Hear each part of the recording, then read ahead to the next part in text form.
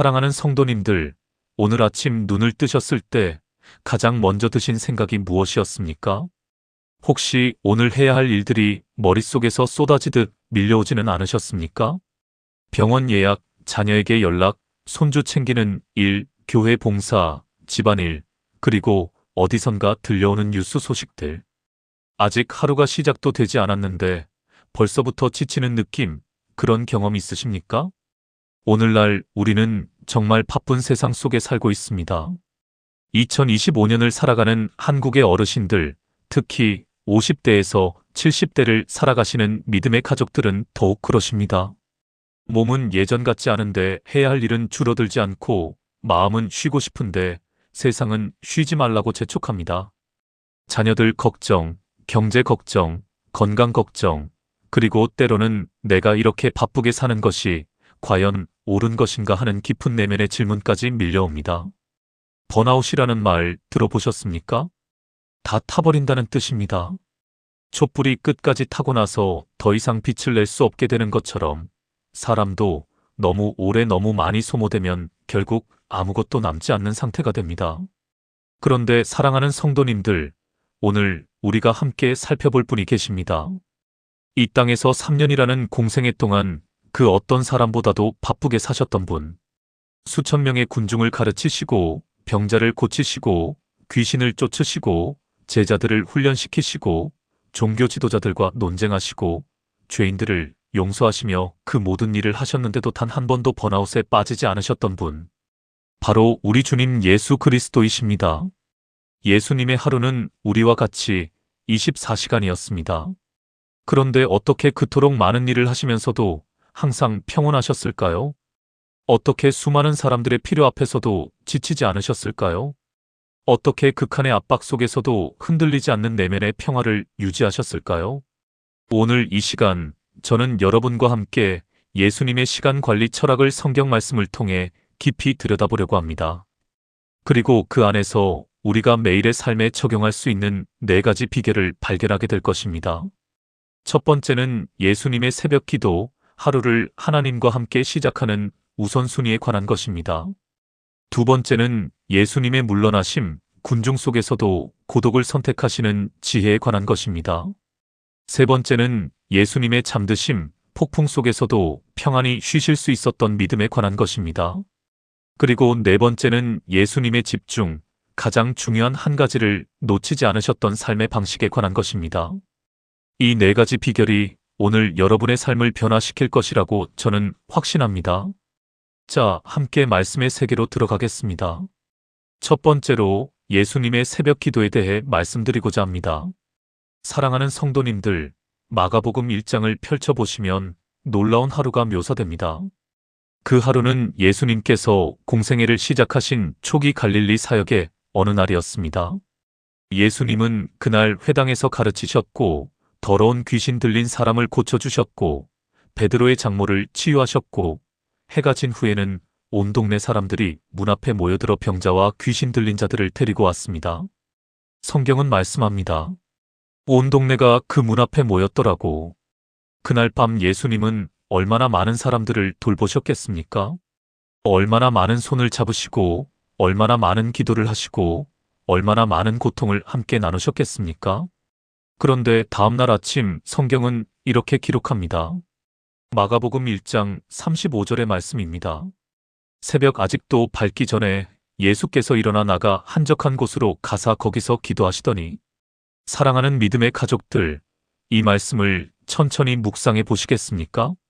새벽 아직도 밝기 전에 전날 밤에 얼마나 늦게까지 사람들을 돌보셨는지 우리는 모릅니다. 아마도 한밤중까지 이어졌을 것입니다. 그럼에도 불구하고 예수님은 해가 뜨기도 전에 일어나셨습니다. 왜 그러셨을까요? 한적한 곳으로 가셨다고 합니다. 사람이 없는 곳, 아무도 찾지 않는 곳, 조용하고 외딴 곳으로 가셨습니다. 그리고 거기서 기도하셨습니다.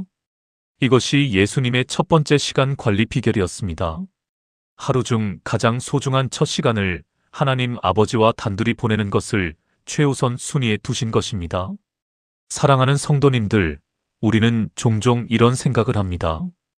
기도는 중요한 일을 다 마치고 나서 해야지. 오늘 일과가 끝나면 기도해야지. 이번 주일이 조금 한가해지면 그때 기도에 집중해야지. 그런데 그 한가한 때가 언제 옵니까?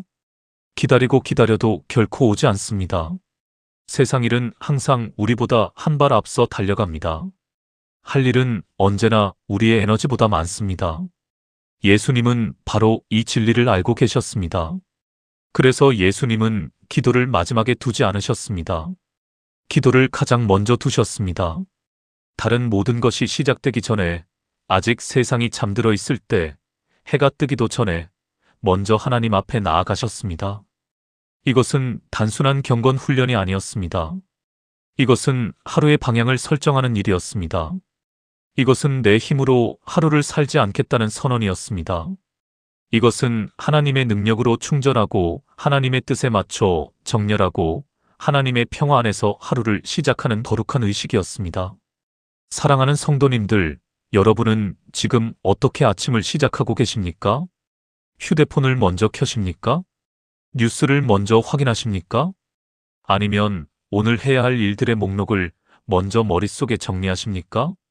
이해합니다. 저도 그럴 때가 있습니다. 그런데 성경은 이렇게 말씀합니다. 시편 5편 3절입니다. 여호와여, 아침에 주께서 나의 소리를 들으시리니 아침에 내가 주께 기도하고 바라리이다. 다윗 왕은 이미 3000년 전에 알고 있었습니다. 아침이 하루의 방향을 결정한다는 것을. 아침에 누구에게 귀를 기울이느냐가 그날 하루의 질을 결정한다는 것을. 뉴스에 귀를 기울이면 두려움이 하루를 채웁니다. 할 일 목록에 귀를 기울이면 압박감이 하루를 채웁니다. 그러나 하나님께 귀를 기울이면 평안이 하루를 채웁니다. 예수님이 왜 그 바쁜 와중에도 항상 평온하실 수 있었는지 이제 조금 이해가 되지 않으십니까? 예수님의 평온함은 상황에서 온 것이 아니었습니다. 상황은 항상 복잡하고 혼란스러웠습니다. 예수님의 평온함은 매일 아침 갱신되는 하나님과의 관계에서 왔습니다. 이사야 50장 4절의 말씀도 기억하십니까? 주 여호와께서 학자들의 혀를 내게 주사 나로 곤고한 자를 말로 어떻게 도와줄 줄을 알게 하시고 아침마다 깨우치시되 나의 귀를 깨우치사 학자들같이 알아듣게 하시도다. 아침마다 깨우치신다고 하십니다.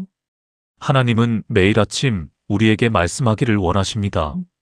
그런데 우리가 너무 바빠서, 너무 서둘러서, 너무 많은 다른 소리들을 먼저 듣느라고 그 귀중한 아침의 말씀을 놓치고 마는 것입니다. 사랑하는 믿음의 가족들, 오늘부터 딱 5분만 시도해 보시겠습니까? 내일 아침 휴대폰을 켜기 전에 잠깐 눈을 감고 이렇게 기도해 보시십시오. 하나님, 오늘 하루도 주님의 손에 드립니다. 제 힘이 아닌 주님의 힘으로 살게 하여 주소서. 딱 이 한 문장이면 됩니다. 그 기도가 여러분의 하루를 바꿀 것입니다. 예수님은 3년의 공생애 동안 수천 명을 치유하시고 죽은 자를 살리시고 바다를 잠잠케 하시는 기적을 행하셨습니다. 그 모든 것의 원동력이 바로 이 새벽 기도였습니다. 우선순위가 분명한 사람은 흔들리지 않습니다. 하나님을 첫 번째 자리에 모시는 사람은 나머지 모든 것도 제자리를 찾아갑니다. 이것이 예수님의 시간 관리 철학 중 첫 번째 비결입니다. 두 번째로 예수님의 물러나심에 대해 말씀드리고자 합니다. 사랑하는 성도님들, 요즘 혼자만의 시간이 있으십니까? 아무것도 하지 않아도 되는 시간, 아무에게도 무언가를 해줄 필요가 없는 시간, 그냥 고요히 앉아 있을 수 있는 시간. 현대인들에게 이런 시간은 사치처럼 느껴집니다. 특히 가정을 책임지시는 어머니들, 아직도 자녀와 손주를 돌보시는 할머니들, 여전히 무언가에 헌신하고 계신 어르신들에게 혼자만의 시간은 거의 불가능하게 느껴지기도 합니다. 그런데 예수님은 어떻게 하셨습니까? 누가복음 5장 15절과 16절을 보겠습니다. 예수의 소문이 더욱 퍼짐에 수많은 무리가 말씀도 듣고 자기 병도 고침을 받으려고 모여오되 예수는 물러가사 한적한 곳에서 기도하시니라. 주목하셔야 할 것이 있습니다. 예수님의 소문이 더욱 퍼졌다고 합니다. 사역이 확장되고 있었습니다. 사람들이 더 많이 몰려들고 있었습니다. 필요는 더 커지고 있었습니다. 바로 그때 예수님은 어떻게 하셨습니까? 물러가셨습니다. 한적한 곳으로 가셨습니다. 이것이 세상의 논리와 얼마나 다릅니까? 세상은 말합니다. 일이 커지면 더 많이 해야 한다고. 기회가 오면 쉬지 말고 달려야 한다고. 지금 쉬면 뒤처진다고. 그런데 예수님은 정반대로 하셨습니다. 일이 커질수록 더 자주 물러나셨습니다. 사람이 많이 몰릴수록 더 깊이 고독 속으로 들어가셨습니다. 왜 그러셨을까요? 사랑하는 성도님들, 우리 몸에는 에너지가 있습니다. 아무리 건강한 사람도 에너지를 계속 쓰기만 하면 결국 바닥납니다. 핸드폰도 충전을 해야 쓸 수 있듯이 우리 영혼도 충전이 필요합니다. 예수님은 이 원리를 완벽하게 아셨습니다. 사람들에게 주는 것만큼, 아니, 그보다 더 많이 하나님께로부터 받아야 한다는 것을. 그래서 군중이 몰려올수록 더욱 하나님과의 단둘이 시간을 갖고자 하셨습니다. 이것은 도피가 아니었습니다. 이것은 전략이었습니다. 오래, 지속적으로 깊이 사역하기 위한 지혜로운 전략. 마가복음 6장에는 더 극적인 장면이 나옵니다. 오병이어의 기적, 즉 떡 5개와 물고기 2마리로 5,000명을 먹이신 후의 일입니다. 5,000명이 배불리 먹었습니다. 그 기적을 목격한 사람들이 예수님을 왕으로 삼으려고 했습니다. 이것이 기회 아닐까요? 지금이 바로 왕이 될 수 있는 순간 아닐까요? 그런데 예수님은 어떻게 하셨습니까? 마가복음 6장 45절부터 46절입니다. 예수께서 즉시 제자들을 재촉하사 자기가 무리를 보내는 동안에 배 타고 앞서 건너편 벳세다로 가게 하시고 무리를 작별하신 후에 기도하러 산으로 가시니라. 군중을 돌려보내셨습니다. 제자들도 먼저 배에 태워 보내셨습니다. 그리고 홀로 산으로 올라가서 기도하셨습니다.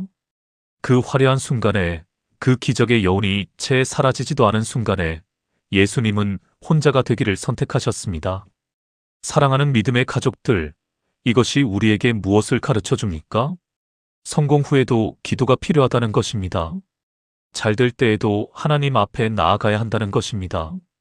일이 잘 풀리고 사람들의 인정을 받을 때가 오히려 더 위험할 수 있습니다. 그때 자만심이 들어오고 하나님 없이도 할 수 있다는 교만이 싹틉니다. 예수님은 그것을 아셨기에 성공의 순간에도 물러나셨습니다. 시편 46편 10절은 이렇게 말씀합니다. 이르시기를 너희는 가만히 있어 내가 하나님 됨을 알지어다. 가만히 있으라. 멈추라. 조용히 있으라. 이것이 하나님의 명령입니다. 그런데 우리는 얼마나 자주 가만히 있기가 어렵습니까? 뭔가를 해야 할 것 같고, 움직여야 할 것 같고, 바빠야 같이 있는 것 같은 느낌.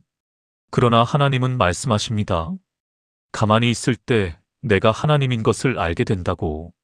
물러남의 시간이야말로 하나님의 임재를 가장 깊이 경험하는 시간입니다. 사랑하는 성도님들, 혹시 지금 너무 많은 사람들의 기대와 요구 속에서 지쳐 계십니까? 늘 누군가에게 무언가를 해드려야 하고, 늘 어딘가에 나타나야 하고, 늘 옆에 있어 주어야 하는 삶. 그 헌신이 아름답습니다. 그러나 그 헌신이 지속되려면 충전이 있어야 합니다. 예수님처럼 의도적으로 물러나는 시간을 만들어 보시겠습니까? 하루에 딱 10분 아무도 없는 곳에서 아무것도 하지 않고 그냥 하나님 앞에 앉아 있어 보시십시오. 시냇가에 심긴 나무를 아십니까?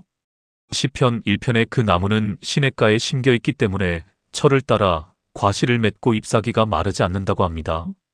나무가 열매를 맺을 수 있는 것은 나무가 열심히 노력해서가 아닙니다. 나무가 물가에 뿌리를 깊이 내리고 있기 때문입니다. 우리도 마찬가지입니다. 더 많이 하려고 애쓰기 전에 더 깊이 뿌리를 내리는 것이 먼저입니다. 물러나는 것이 후퇴가 아닙니다. 더 깊이 뿌리를 내리는 것입니다. 그 뿌리로부터 더 풍성한 열매가 맺히게 됩니다.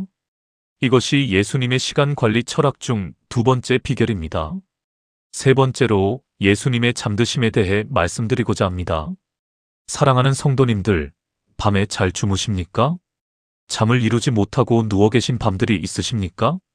걱정이 밀려와서, 불안이 엄습해서, 아니면 그냥 이유 없이 눈이 떠져서 새벽 2시, 3시에 홀로 천장을 보고 계신 밤들. 믿음이 있어도 걱정은 생깁니다. 신앙이 깊어도 불안은 찾아옵니다. 그런데 예수님은 어떠셨습니까?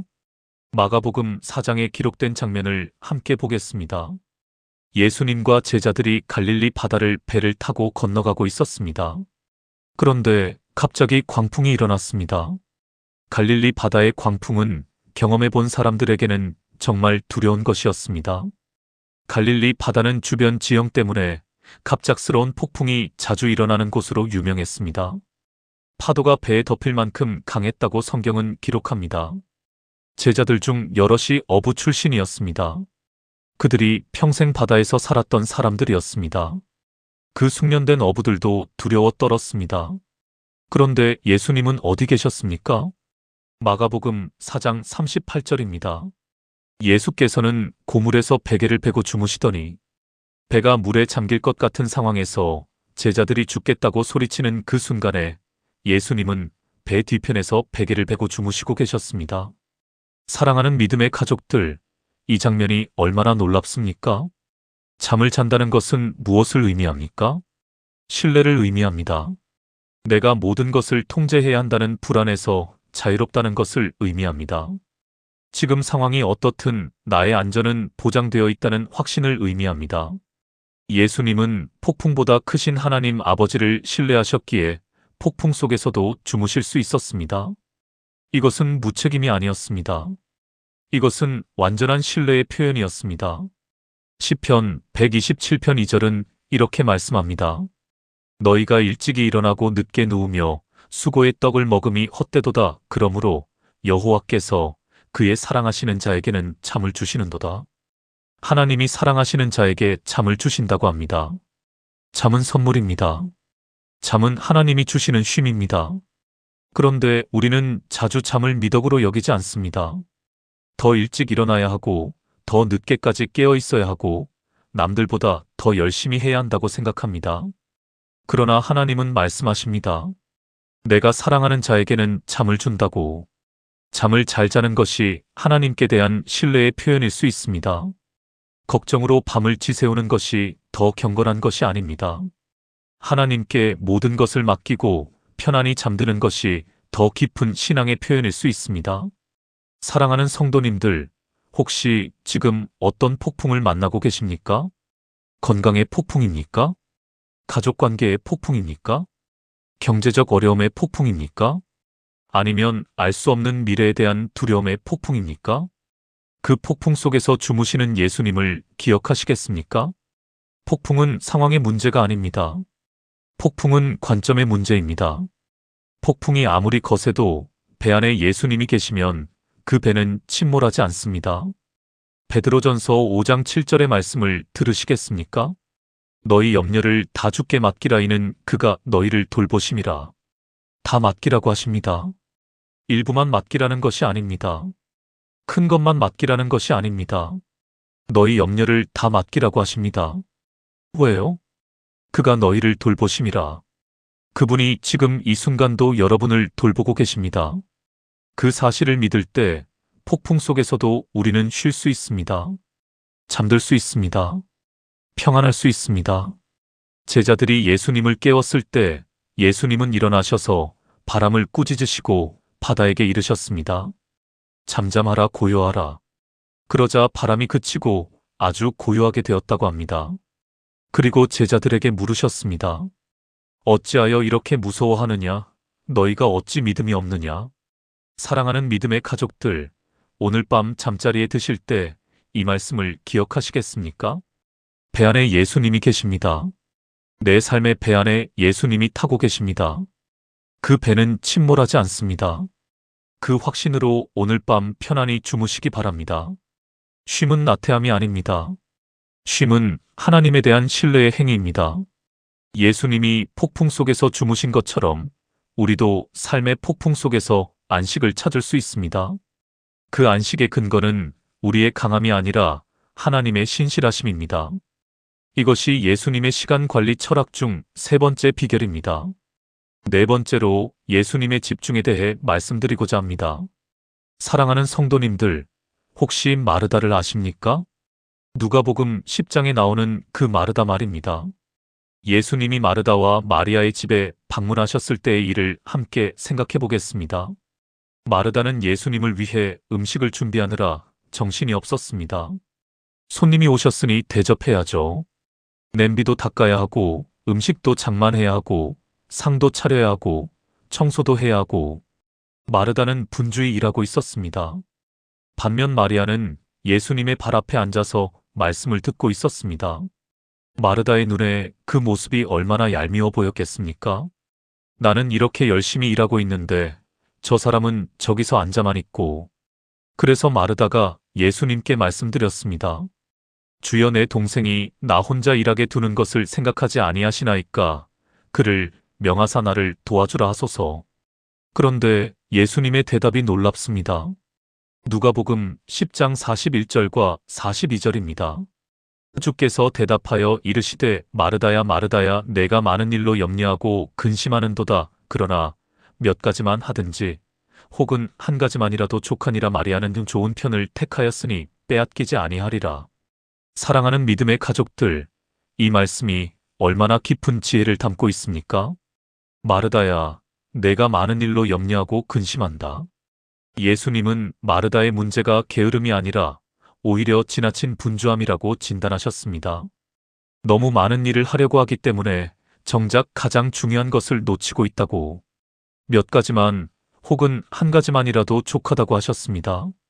마리아가 택한 그 한 가지는 무엇이었습니까? 예수님의 말씀을 듣는 것이었습니다.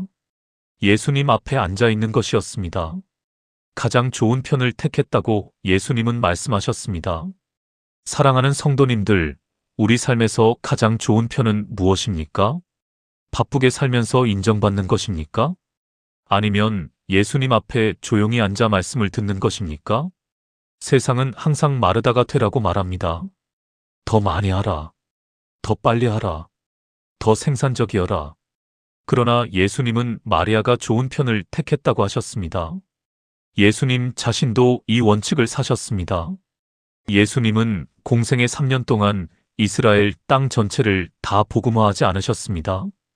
지중해 세계 전체로 나가시지 않으셨습니다. 모든 사람을 다 만나시지 않으셨습니다. 대신 12명의 제자에게 집중하셨습니다. 소수에게 깊이. 그것이 예수님의 선택이었습니다. 요한복음 17장에 기록된 예수님의 대제사장 기도를 보면 예수님이 아버지 하나님께 말씀하십니다. 아버지께서 내게 하라고 주신 일을 내가 이루어 아버지를 이 세상에서 영화롭게 하였사오니. 내게 하라고 주신 일. 예수님은 하나님 아버지께서 자신에게 주신 일이 무엇인지 정확히 알고 계셨습니다. 그리고 그 일에 집중하셨습니다. 하나님이 주신 일이 아닌 것에는 아니오라고 말씀하실 수 있었습니다. 수많은 사람들이 왕이 되어달라고 했지만 피하셨습니다. 제자들이 다른 지역으로 가자고 했을 때 방향을 바로잡으셨습니다. 종교 지도자들의 기대에 맞춰 살지 않으셨습니다. 자신에게 주어진 사명, 그 한 가지에 집중하셨습니다. 사랑하는 성도님들, 여러분에게 하나님이 주신 한 가지는 무엇입니까? 지금 이 나이에, 지금 이 자리에서 하나님이 여러분에게 가장 원하시는 것이 무엇입니까? 혹시 너무 많은 일을 하려고 하다가 정작 가장 중요한 것을 놓치고 계시지는 않습니까? 혹시 남들의 기대에 부응하느라 하나님의 부르심에는 귀를 막고 계시지는 않습니까? 에베소서 5장 15절과 16절의 말씀이 있습니다. 그런즉 너희가 어떻게 행할지를 자세히 주의하여 지혜 없는 자 같이 하지 말고 오직 지혜 있는 자 같이 하여 세월을 아끼라. 때가 악하니라. 세월을 아끼라. 영어로는 redeem the time, 즉 시간을 사라는 뜻입니다. 시간은 한정되어 있습니다. 우리 모두에게 하루 24시간은 똑같이 주어져 있습니다. 예수님도, 바울도, 다윗도, 그리고 우리도 하루는 24시간입니다. 차이는 그 시간을 무엇에 쓰느냐입니다. 지혜 있는 자는 그 시간을 가장 중요한 것에 씁니다. 가장 좋은 편을 택합니다. 한 가지에 집중합니다. 시편 90편 12절은 이렇게 기도합니다. 우리에게 우리날 계수함을 가르치사 지혜로운 마음을 얻게 하소서. 우리에게 주어진 날들이 유한하다는 것을 알게 해달라고 기도합니다. 그 유한함을 알 때 비로소 무엇이 중요한지 알게 된다고 합니다. 사랑하는 믿음의 가족들, 오늘 여러분의 하루 중 가장 중요한 것은 무엇입니까? 그것에 충분한 시간을 드리고 계십니까? 예수님의 집중하심을 기억하시겠습니까? 모든 것을 다 할 수는 없습니다. 그러나 가장 중요한 것, 하나님이 주신 그 한 가지는 할 수 있습니다. 그것을 붙드십시오. 그것이 여러분의 삶에 진정한 의미와 열매를 가져다 줄 것입니다. 이것이 예수님의 시간 관리 철학 중 네 번째 비결입니다. 사랑하는 성도님들, 오늘 우리는 예수님의 24시간에서 네 가지 놀라운 비결을 발견했습니다. 첫 번째는 새벽 기도였습니다. 하루를 하나님과 함께 시작하는 것, 모든 것보다 기도를 먼저 두는 것, 그것이 평온함의 첫 번째 비결이었습니다. 두 번째는 의도적인 물러나심이었습니다. 아무리 바쁘고 많은 사람이 기다려도 의도적으로 고독과 기도의 시간을 만드신 것, 그것이 지속적인 사역의 원동력이었습니다.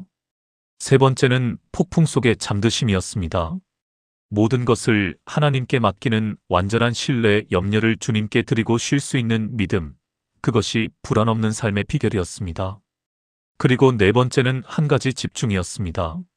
모든 것을 하려 하지 않고 하나님이 주신 가장 중요한 것에 집중하신 것, 그것이 3년 안에 세상을 변화시킨 사역의 비밀이었습니다.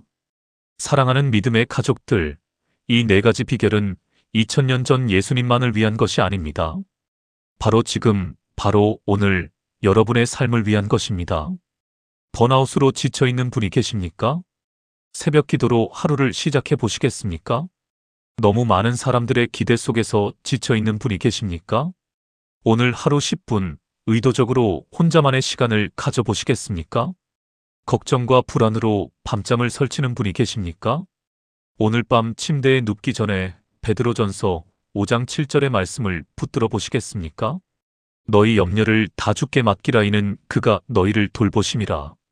그리고 너무 많은 일을 하려고 분주한 마르다처럼 사시는 분이 계십니까? 오늘 가장 좋은 편 한 가지를 선택해 보시겠습니까? 예수님의 24시간에서 배운 이 네 가지 비결이 여러분의 삶에 진정한 변화를 가져다 줄 것을 저는 믿습니다. 더 바빠지는 것이 답이 아닙니다. 더 하나님 앞에 가까이 나아가는 것이 답입니다. 예수님이 가장 바쁘셨지만 가장 평온하셨던 것은 기적이 아니었습니다. 그분이 가장 깊이 하나님을 의존하셨기 때문이었습니다. 우리도 할 수 있습니다. 하나님의 은혜 안에서 말씀의 지혜를 따라 한 걸음씩 변화될 수 있습니다. 사랑하는 성도님들, 오늘 말씀이 은혜가 되셨다면 좋아요 버튼을 눌러주시겠습니까? 그리고 댓글에 오늘 말씀 중 가장 마음에 와닿은 구절이나 결단을 적어주시겠습니까? 함께 격려하며 나누는 그 댓글들이 다른 성도님들에게 큰 힘이 됩니다. 또한 이 채널을 아직 구독하지 않으신 분들이 계시다면 지금 구독 버튼을 눌러주시면 감사하겠습니다. 매주 여러분의 삶에 힘이 되는 말씀을 함께 나누겠습니다. 오늘도 이 말씀을 함께 들으신 모든 성도님들 위해 하나님의 크신 은혜와 평강이 넘치시기를 축복합니다. 분주한 일상 속에서 예수님의 평온함을 경험하시길 원합니다. 새벽마다 주님을 만나시고 고독 속에서 하나님의 음성을 들으시고 폭풍 속에서도 평안히 쉬시고 가장 좋은 한 가지에 집중하며 사시는 복된 성도님들이 되시기를 간절히 기도합니다. 사랑합니다. 축복합니다. 하나님께서 여러분과 함께 하십니다. 아멘.